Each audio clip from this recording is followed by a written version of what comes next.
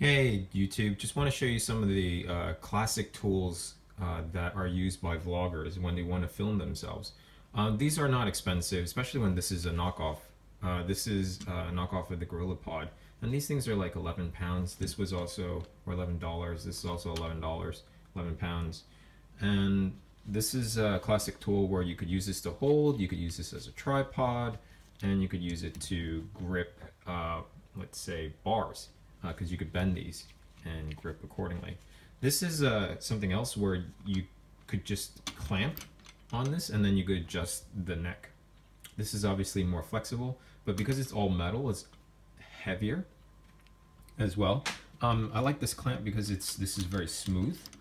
It's also, the clamp is very strong, and this goes up to like 4 cm wide. You could grip onto something really wide, and it has screws that I could put in. This is the 3/8 and this is the 1/4. So it has both classic photography screws.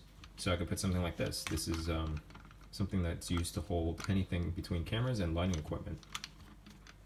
And for those, this by the way can hold this quite nicely, quite steadily, and it can't hold like DSLRs, but it could hold point and shoots for sure. For DSLRs, I recommend the Super Clamp, which is a classic. This is a 20 pounds, 19 or 19 bucks. And a lot of people use this, a lot of professional photographers use this to hold lighting equipment or their cameras. And it has this little adapter here, in here, and as well as 3/4 inch, a 1/4 inch tripod screw, as well as the other screws here that you could probably screw this down to heavier equipment. Anyways, I hope you enjoyed the review.